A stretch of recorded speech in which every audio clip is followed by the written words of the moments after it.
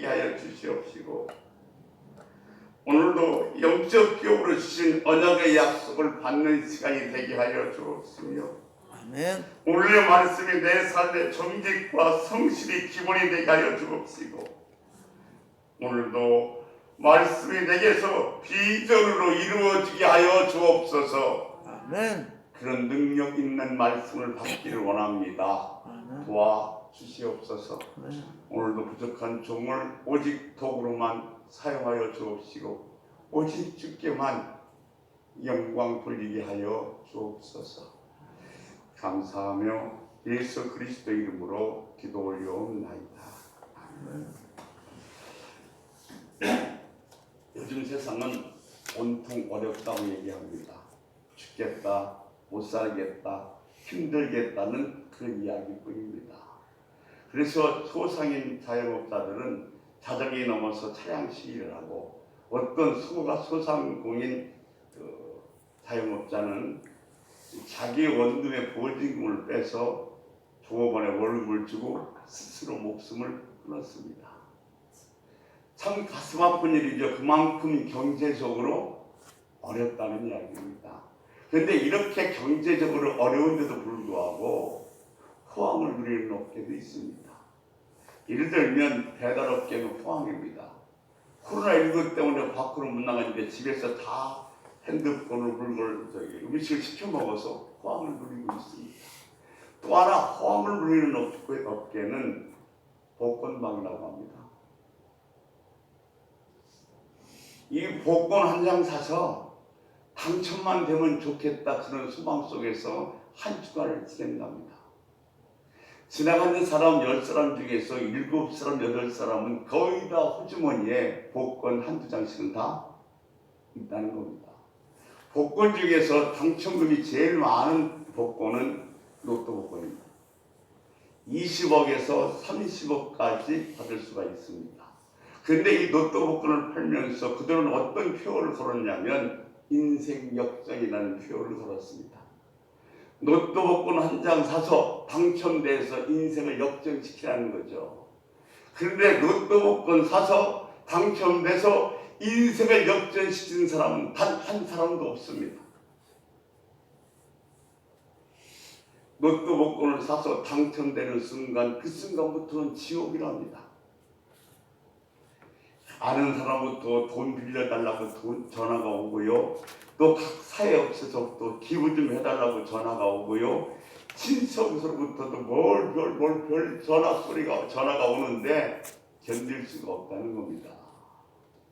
저는 복권에 2번 당첨된 사람을 알고 있습니다.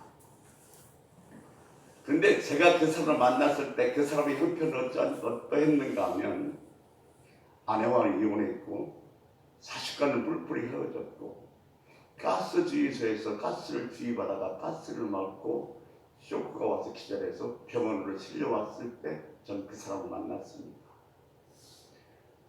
그가 복권에 2번 당첨됐다는 소문이 나니까 많은 사람들이 그 사람 주변에 모여서 어떻게 하면 복권에 당첨될 수 있는지를 묻습니다. 그래서 그가 이렇게 말합니다. 딱 2가지라는 거죠. 첫째, 복권에 당첨되고 싶으면 1에서 40까지의 숫자를 살아가라는 거예요.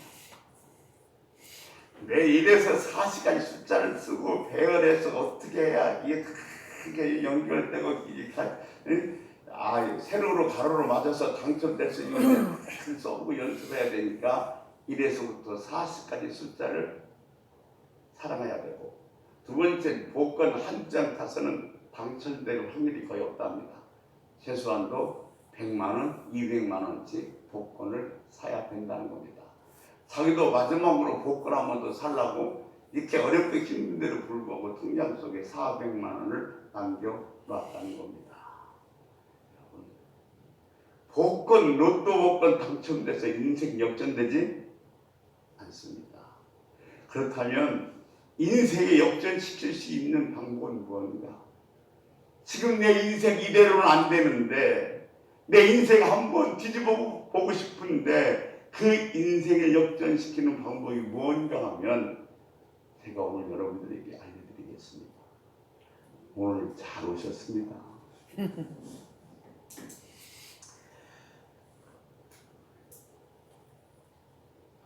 지금 우리가 드리고 있는 이 예배가 내 인생을 역전시킵니다. 왜냐하면 이 예배는 하늘나라의 생명선이며 이 예배는 하나님이 오시는 길입니다. 그래서 사단은 이 예배가 얼마나 중요한지를 알고 있기에 어떤 수단 방법을 가리지 않고 우리들의 예배를 뺏어가려고 길을 쓰고 있습니다. 사단은 우리들이 예배만 뺏어가면 우리들의 모든 것을 빼앗아 갈 수 있다는 사실을 너무나 잘 알고 있습니다. 우리가 지금 드리는 예배가 정말로 진정과 실력으로 드리는 예배이라면 우리는 더 이상의 소원이 필요 없습니다. 오늘 우리가 드리는 이 예배가 하나님께서 받으시는 예배라면 예배로 충분합니다. 아멘. 예배로 다 됩니다. 예배로 다 통합니다. 그렇다면 하나님이 원하시는 예배는 어떤 예배일까요? 오늘 본문에 하나님이 원하시는 예배는 신령과 진정으로 드리는 예배라고 말하고 있습니다. 지금 여러분 어떤 예배를 드리고 계십니까? 내 예배가 형식이나 아니면 의식화된 것은 아닙니까? 8.15 행사에 내가 참석했다. 또 내가 10월 3일 날 오늘 개천절 날 행사에 참여했다. 여기는 참여하는 데 의미가 있습니다. 그러나 예배는 참여하는 데 의미를 둬서는 안 됩니다. 나는 지금 예배당은 예배를 드리고 있는가? 나는 내 예배와 내 삶에 일치한 삶을 살고 있는가? 예배는 예배당에서 끝나는 것이 아니라 내 삶에서 끝납니다. 그래서 예배와 삶은 떨어져야 떨어질 수 없는 관계에 있는 것입니다. 하나님이 원하시는 예배, 하나님께서 받으실 만한 예배를 드리기 위해서는 우리는 예배에 대한 훈련을 받아야 됩니다.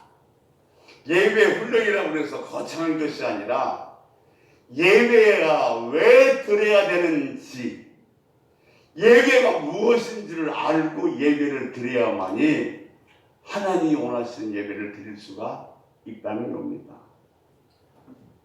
인간은 본질적으로 무엇인가를 예배하도록 지어진 존재입니다.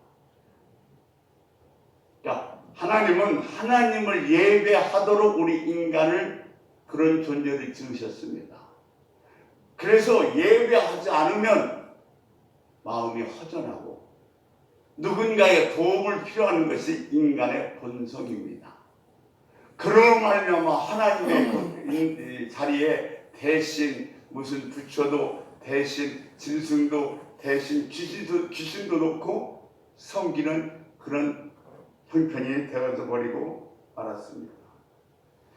하나님은 하나님을 예배하기 위해서 그런 존재로 우리를 지었다는 사실은 결코 잊어서는 안 됩니다. 두 번째, 이 예배를 통해서 하나님이 도대체 어떻게 하기를 원하시는가를 알아야 하는 겁니다.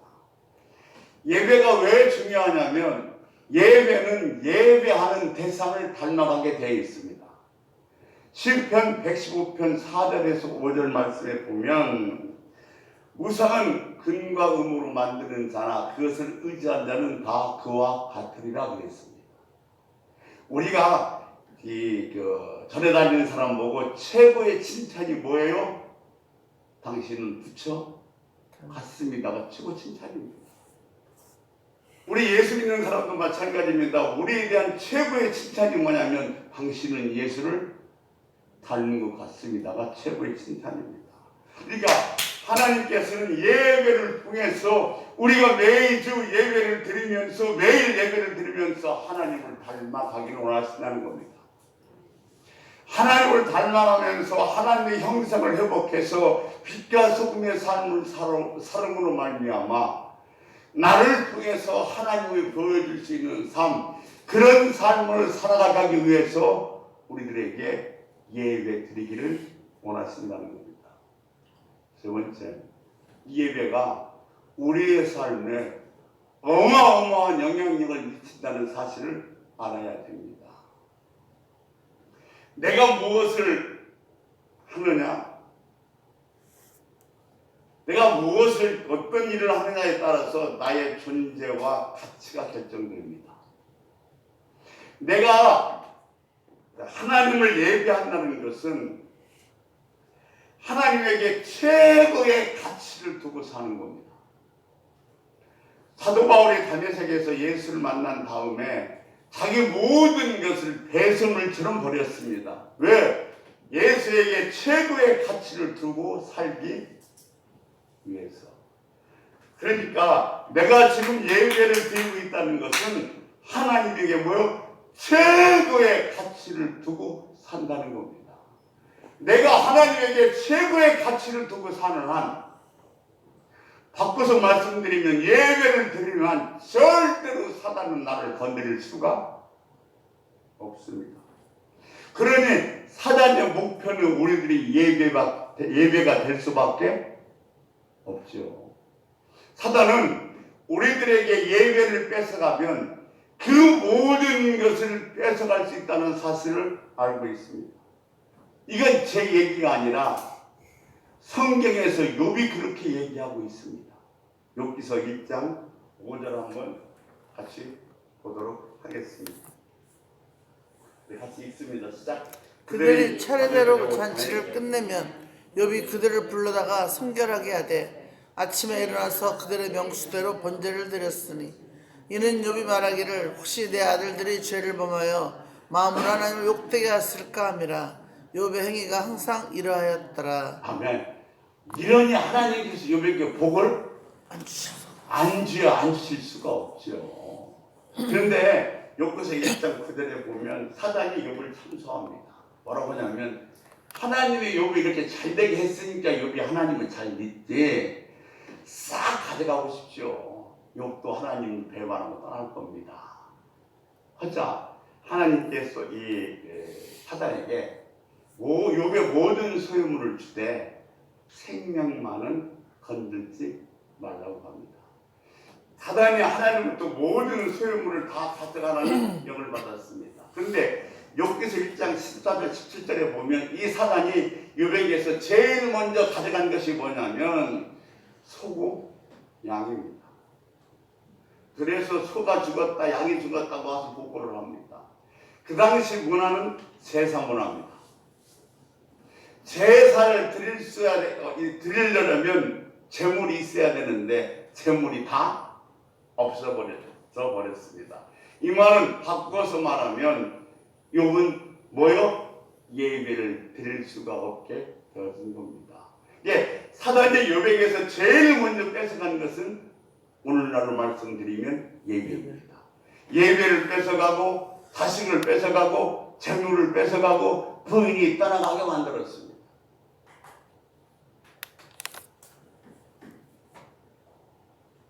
사단은 알아요.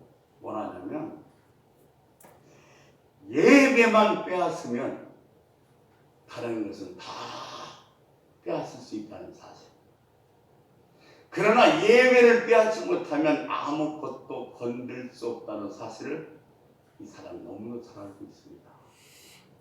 사실 저희 교구가 수요 예배, 금요 철야 예배, 주일날 오후 예배 우리 드려요.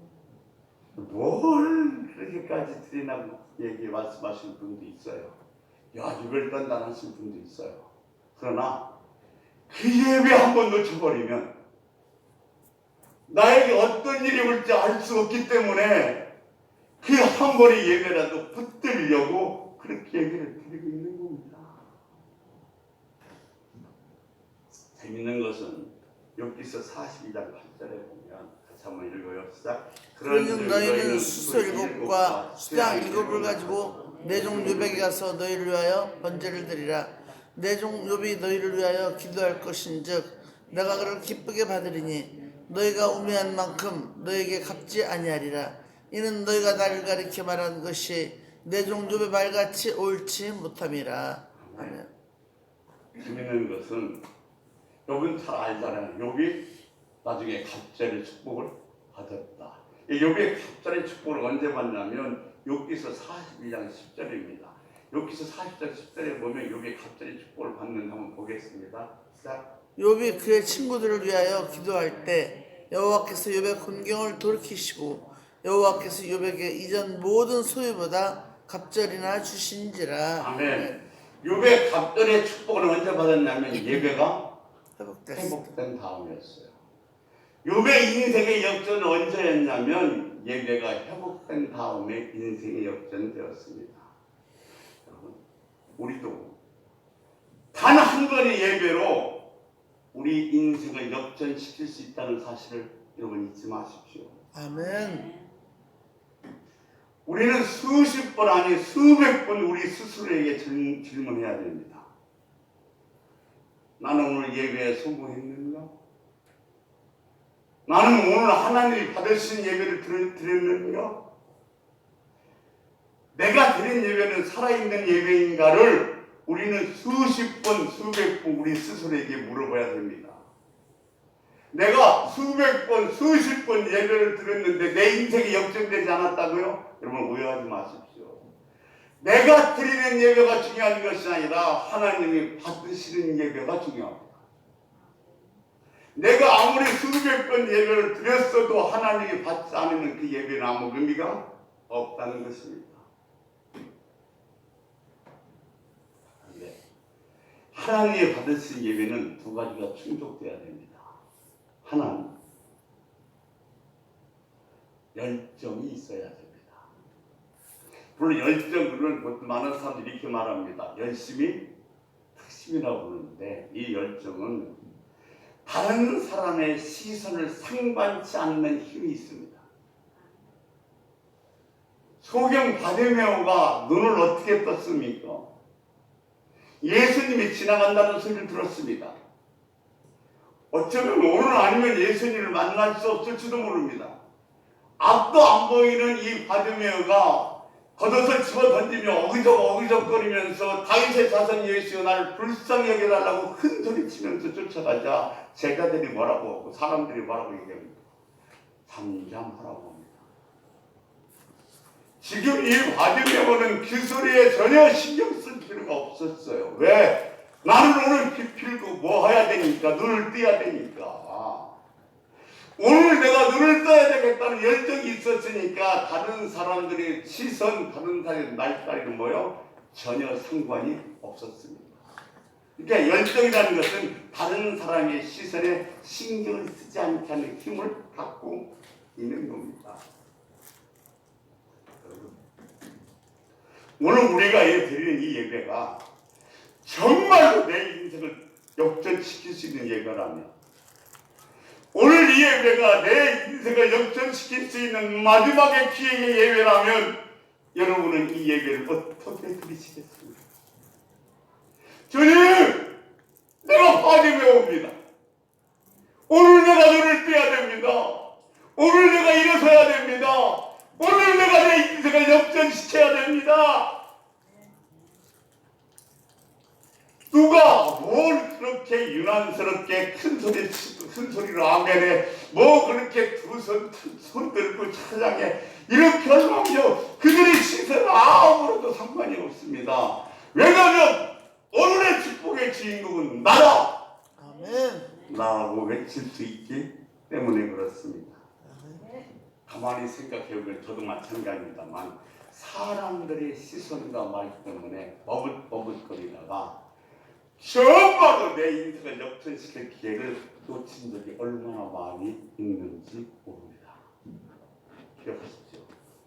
내 예배가 하나님이 받으시는 살아있는 예배가 되려면 다른 사람 시선 정도는 상관치 않는 열정이 있어야 됩니다. 아멘. 두 번째는 예배에 성공하게 위해서 이 예배가 분명한 초점이 맞춰져 있어야 됩니다. 그러니까 하나님께 초점을 맞춘 예배입니다. 이 요한이 밤모습에 유배를 받습니다. 그런데 하나님께서 하늘문을 열면서 뭘 보여주셨냐면 보좌를 보여주셨습니다. 제가 이런 말씀 드렸습니다. 요한계시록에 보좌라는 단어가 46번이 나오는데 그 보좌는 뭘 암시하고 있냐면 예수 그리스도의 임재를 암시하고 있습니다. 내가 오늘 이 예배에 성공하기를 원한다면 내 예배는 그 보좌에 맞춰져 있어야 됩니다. 오늘 여기에 임재하신 예수 그리스도께 그 초점이 맞춰져 있어야 된다는 겁니다. 주님께서 하나님께서 사도 요한에게 그 보좌를 보여준 이유는 뭐냐면 지금은 로마가 힘이 강해서 로마 마음대로 세상을 움직이는 것 같지만 아니다. 이 세상을 움직이는 것은 나다. 아멘. 라는 것을 이 요한에게 보여주기 위해서 하나님께서는 하늘문을 열고 그 보좌를 보여주신 것입니다. 여러분, 하나님께서 이 세상을 주관하고 있다고 믿으면 우리에게 무슨 걱정이 있어? 나를 이끄시는 분이 하나님이라는 사실을 믿는다면 우리가 해야 할 일은 뜨거운 찬양과 예배밖에 없습니다. 모든 일은 하나님이 하나님 때에 하나님 방법으로 하십니다. 아멘? 아멘. 이게 모든 일은 하나님이 하나님 때에 하나님 방법을 하신다면 우리가 할 수 있는 일은 예배밖에 없어요.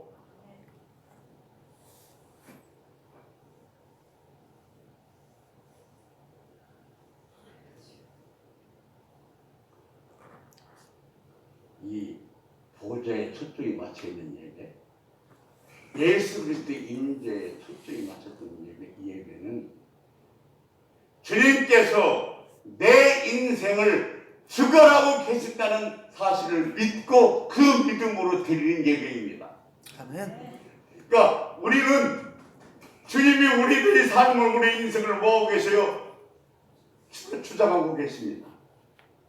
그러니까 우리의 삶을 예수 그리스도께서 주장하신다면 우리가 우리의 인생을 역전시키고 싶으면 뜨겁게 찬양하고 예배하는 겁니다.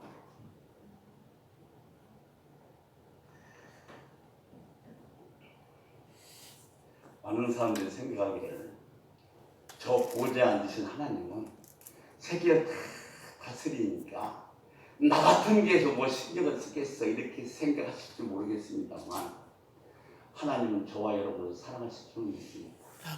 그래서 스바냐 3장 17절에 뭐라고 말씀하고 계세요? 그분은 나로 인하여 기쁨을 이기지 못하며 잠잠히 나를 사랑하시는도다 그랬어요. 하나님이 나를 사랑하시는 줄을 믿습니다. 아멘. 아멘. 그래서 우리는 아브라함의 하나님, 이삭의 하나님, 야곱의 하나님, 나의 하나님이라고 부르는 거예요.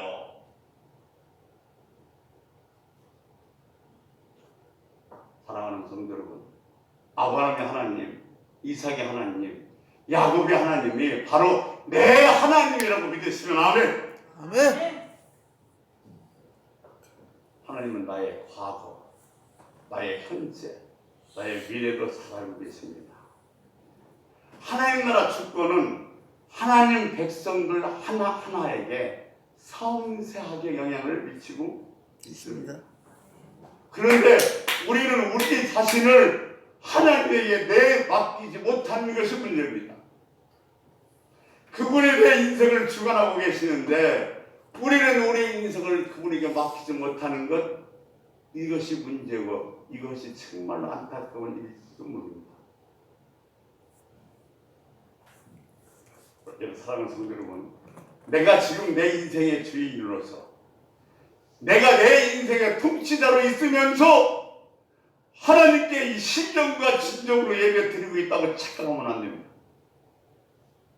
내가 주인이 되고 내가 내 인생의 통치자가 돼서 드리는 예배는 하나님이 절대 받지 아니하십니다.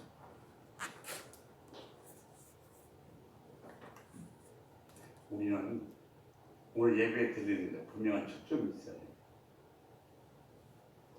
지금 하나님이 보좌에 예수 그리스도에게 초점을 맞춰야 될 줄 믿습니다. 아멘. 즉 이 말은 뭐냐면 오늘 예배 드리는데 저와 여러분의 마음속에 우리 주님의 인재가 확실해야 됩니다. 분명해야 됩니다. 선명해야 됩니다. 아멘. 그럴 때 주님이 받으신 예배를 드릴 줄로 믿습니다. 아멘. 예배는 보는 것이 아니라 드리는 겁니다. 우리의 삶의 주권을 온전히 주께 맡기는 거예요. 그러면 우리 인생을 통해서 주님께서는 놀라운 일을 하시는 줄로 믿습니다. 아멘. 문제는 주님께서는 나를 이끄시려고 하는데 내가 주님의 통치를 거부하고 있다는 거예요. 그리고 내 스스로 그 문제를 해결하려고 애를 쓰고 노력하고 있다는 게 이 문제입니다. 자기가 자기의 삶을 주관하면서 하나님을 예배하는 그 예배에는 아무런 힘도 나타나지 않습니다. 우리 삶에 임재하고 계신 우리 주님은 우리의 삶을 주관하고 계신 줄로 믿으시기 바랍니다. 아멘. 그렇다면 우리 삶 속에 임재하신 주님을 우리는 날마다 뜨겁게 찬양하고 예배해야 합니다. 그러면 주님이 우리의 삶을 주관하고 있다고 믿으면 우리가 드리는 예배는 신령과 진정으로 드리는 예배이고 이 예배가 살아있는 예배고 이 예배가 주님이 받으시는 예배고 이 예배가 내 인생을 역전시킬 수 있는 예배인 것입니다. 예배 한 번이 갖고 있는 하나님을 만날 수 있는 잠재력을 절대로 과소평가하지 마십시오. 오늘 우리가 이 예배를 통해서 하나님을 만날 수도 있고 만나지 않을 수도 있어요. 그러나 만약 이 예배를 통해서 우리가 하나님을 만날 수만 있다면 우리 인생은 세상 말로 뒤집어집니다. 끝납니다. 그러니까 이 한 번의 예배에 우리가 하나님을 만날 수 있는 그 잠재력을 절대로 과소평가하지 말라는 겁니다. 이 예배를 사단은 방해하고 가져가려고 합니다. 그러면 이 사단은 어떻게 해서 이 예배를 가져가고 방해하는지 출애굽기에서 바로는 이 사단을 상징하고 있습니다. 성경 5구절을 보면서 우리는 그 어떻게 유혹한지를 한번 깨닫고 그 유혹에서 이기는 우리가 되기를 원합니다. 하나님께서 430년 동안 종살이하던 애굽의 종살이하던 이스라엘 백성들을 구원하셨습니다. 그런데 구원하시면서 이렇게 뭐라고 소개하면 자기를 소개해서 이렇게 소개하고 계십니다. 출애굽기 18장 5절에 보면 세계가 다 내게 속하였느니라 그랬어요. 이 말은 무슨 말씀이냐면 내가 너희들을 애굽에서 건져냈지만 너희 이스라엘 백성의 하나님으로 끝나는 게 아니라 나는 세상의 하나님이여 세상을 내가 다 주관하고 있다는 말씀인 것입니다. 그러면서 두 번째, 이 구원받은 백성의 정체성에서 얘기하고 있습니다. 구원받은 정체성을 얘기하면서 출애굽기 18장 5절에 보면 너희 구원받은 너희는 누군가를 알라 하시면서 뭐라고 말씀하시냐면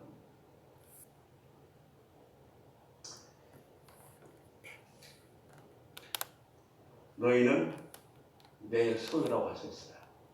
너희는 내 소유라고 18장 5절에서 내가 출애굽에서 여기까지 이끌어왔으니 너희는 내 소유라는 겁니다. 구원받아서 여기까지 인도한 우리도 하나님의 것이고 하나님의 소유인 줄로 믿습니다. 아멘. 구원받은 우리에게 첫 번째 나타나는 정체성은 나는 하나님의 것이라는 겁니다. 두 번째는 출애굽기 18장 6절 하반부에 보면 제사장 나라라고 했습니다. 제사장 나라는 뭐예요? 제사 드리는 나라입니다. 드리는데 주체가 되는 사람이 제사장입니다. 그렇다면 하나님께서 애굽에서 이스라엘 백성들을 구원하신 목적이 뭐냐면 제사장 나라가 되게 하기 위해서. 그러니까 이스라엘 백성들을 애굽에서 구원한 데 이유는 뭐냐면 예배하는 자로 만들기 위해서. 예배의 공동체로 세우기 위해 하나님께서 이스라엘 백성들을 애굽에서 구원했었다는 겁니다. 출애굽기 12장 3절에 보면 하나님께서 모세에게 왜 너희들이 애굽에 가서 이스라엘 백성들을 구원해야 되는지를 아주 분명하게 말씀하고 계십니다. 출애굽기 12장 3절 같이 보겠습니다. 3장 12절 아니에요? 네? 3장 12절. 3장 12절, 출애굽기 3장 12절 같이 보겠습니다. 시작. 하나님이 이르시되 내가 반드시 너와 함께 있으리라. 내가 그 백성을 애굽에서 인도해 낸 후에 너희가 이 산에서 하나님을 섬기리니 이것이 내가 너를 보낸 증거니라. 아멘. 이 산에서 나를 섬긴다는 게 뭐예요? 예배하는 거예요. 그러니까 이것이 내가 너를 보낸 증거이니라 그랬습니다. 그러니까 지금 여러분 우리 출애굽의 목적은 해방이 아니라 어디? 예배인 겁니다. 그러니까 출애굽의 모든 초점은 어디에 맞춰져 있냐면 예배에 맞춰져 있는 것입니다. 아멘. 하나님께서 이렇게 노예했던 이스라엘 백성들을 자유케 하셨습니다. 그래놓고 하나님과 언약을 맺었습니다. 그 언약은 뭐냐면 너는 내 백성이 되고 나는 너의 하나님이 된다는 거예요. 이 언약을 이스라엘 백성들과 맺으셨습니다. 그러면 이 언약은 어떻게 이어지는가 하냐면 예배로 이어지는 겁니다. 그러니까 내가 예배가 끊어지지 않으면 하나님은 나의 하나님, 나는 하나님의 백성입니다. 근데 내가 예배가 끊어지면 하나님과 이 언약이 끊어지게 되어진다는 겁니다. 아주 특별한 신앙의 체험이 있어요. 정말로 남다른 체험이 있습니다. 그리고 신앙생활을 정말로 오래 했습니다. 그러나 주님을 예배하는 예배의 자리에서 그가 멀어진다면 그는 하나님에게서 멀어져 버리고 맙니다. 제가 30년 목회하면서 내린 결론 중에 하나입니다. 아무리 그가 직분이 뭐라고 아무리 예수를 오래 믿었고 내가 기가 막히게 죽었다 살아났던 체험을 했다 할지라도 주님을 예배하는 예배의 자리에서 멀어지면 하나님과 멀어지게 되어 있습니다. 하나님께서 이스라엘 백성들을 출애굽시켜서 어디로? 시내산에 이끌고 갔습니다. 시내산에서 이스라엘 백성들은 10개월 동안 머물렀습니다. 거기서 하나님께서 강림하셔서 이스라엘 백성들을 예배의 공동체로 만드셨습니다. 그리고 그 10계명에서 시내산에서 뭐 주셨냐면 10계명도 주셨습니다. 10계명도 예배에 관한 겁니다. 1계명에서 4계명까지는 하나님이 어떤 분이며 그 하나님을 어떻게 예배하는 것에 대해서 설명하고 있고 5계명에서 10계명까지는 하나님이 예배하는 자가 이 땅에서 어떤 삶으로 살아가야 되는가 어떤 삶의 예배를 드려야 되는가를 우리들에게 설명해 주고 있는 것입니다.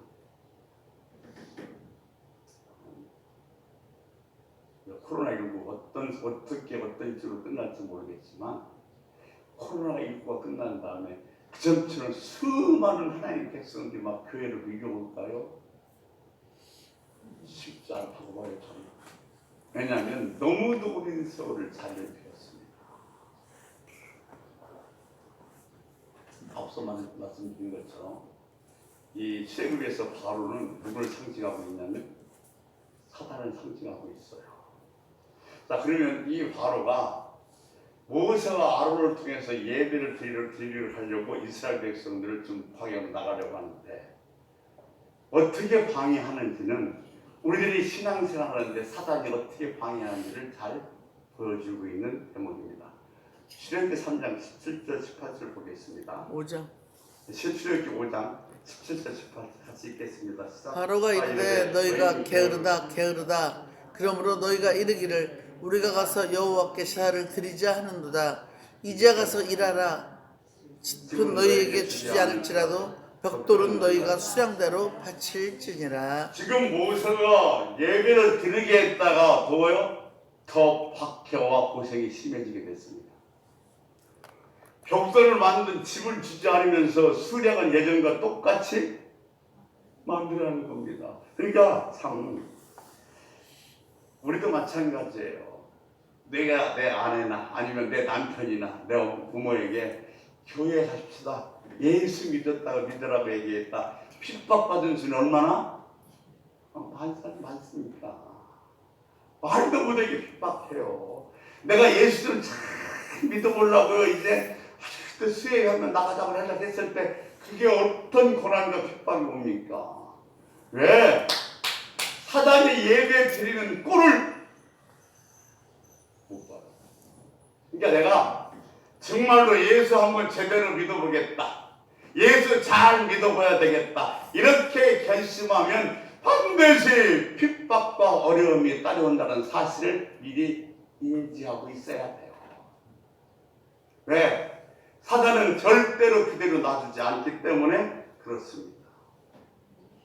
여러분, 내가 지금 예배 한번 잘 믿겠다고 하고 수요 예배도 나오려고 했고 남편한테 한번 내가 우리 예수 믿자고 얘기했다가 어려움을 당하고 핍박을 당하는 것은 다 사단의 전략인 줄로 믿으시기 바랍니다. 두 번째 유혹은 출애굽기 8장 25절 얘기입니다. 같이 한번 읽겠습니다. 시작. 바로가 모세와 아론을 불러 이르되 너희는 가서 이 땅에서 너희 하나님께 제사를 드리라. 아멘. 어디에서 제사를 드리래요? 이 땅에서. 이 땅에서. 이 땅에서 제가 유혹하고 있습니다. 그러면 이 땅은 어디예요? 왜? 바로의 영역이 통치가 미치는 영역입니다. 그러니까 자신이 통치하는 그 지역에서 예배 드리라는 얘기예요. 이 얘기는 무슨 얘기냐면 세상과 하나님을 같이 섬기라는 거예요. 하나님도 섬기고 세상도 섬기고. 그러니까 즉 너희는 하나님을 믿긴 믿되 세상 사람과 동일하게 살아가라는 겁니다. 적용은 이런 거예요. 월요일에서부터 토요일날까지는 그냥 세상 사람과 똑같이 세상 사람이 가치관을 갖고 살다가 주일날만은 교회 가서 뭐 해라? 예배 드리라는 거예요.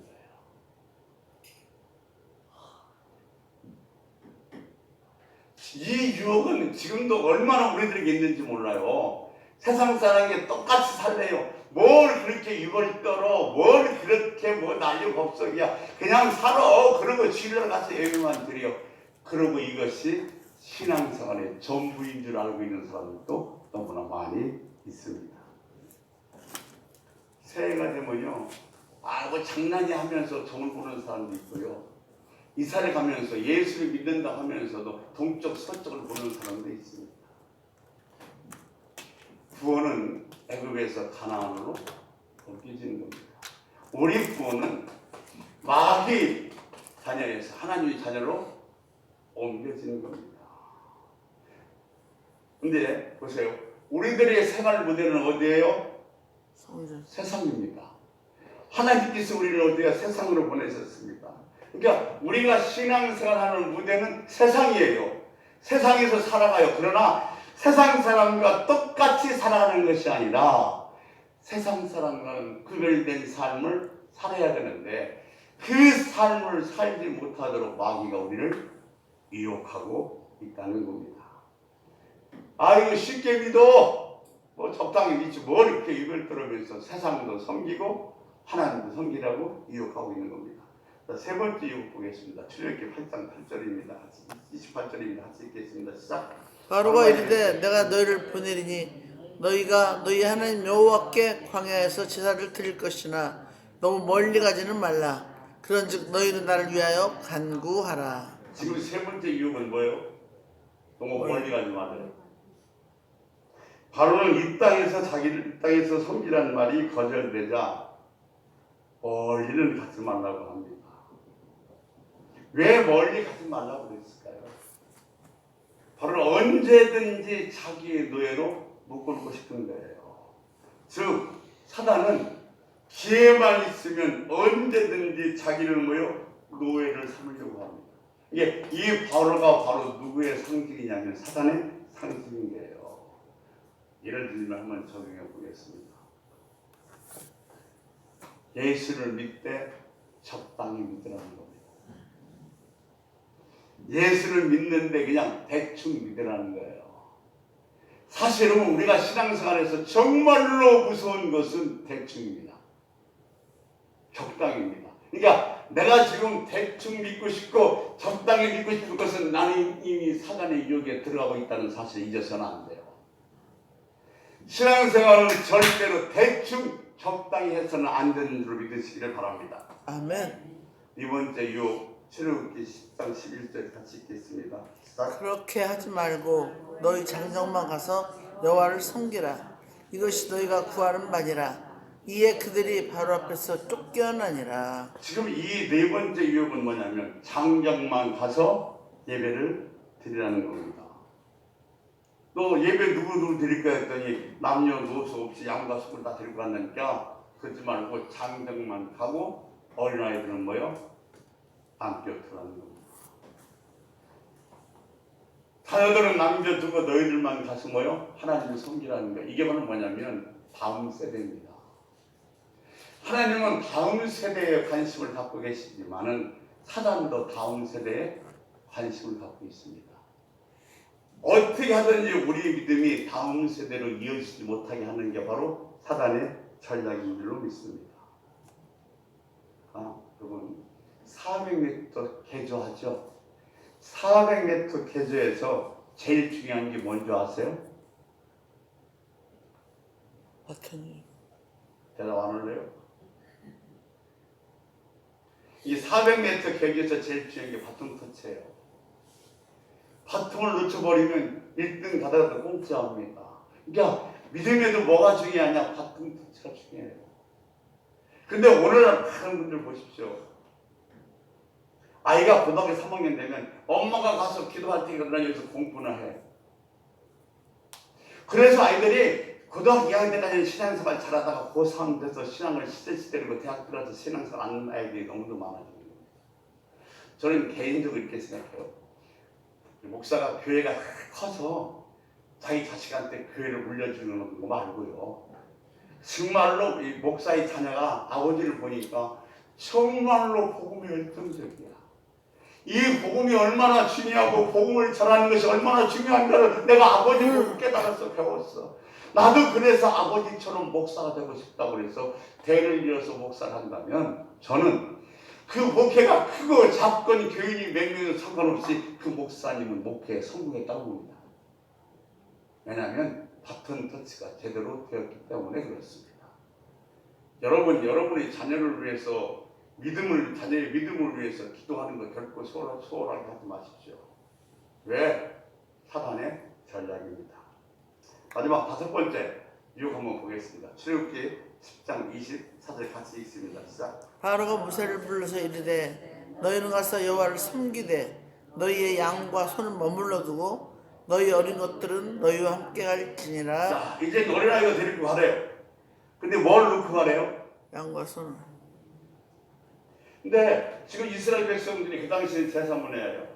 광야에 가서 하나님께 예배하려고 뭐가 필요해요? 제물이 필요해요. 근데 제물은 놓고 가래요. 여러분, 제가 지금 주일날 빈손으로 오시면 안 돼요. 이 설교를 하는 게 아니에요. 저는 분명히 믿는 게 하나 있습니다. 교회는 하나님이 하셔요. 아멘. 하나님이 하셔. 그래서 그 상관없어요. 근데 오늘 지금 이 5번째의 이 바로의 유혹은 뭐냐면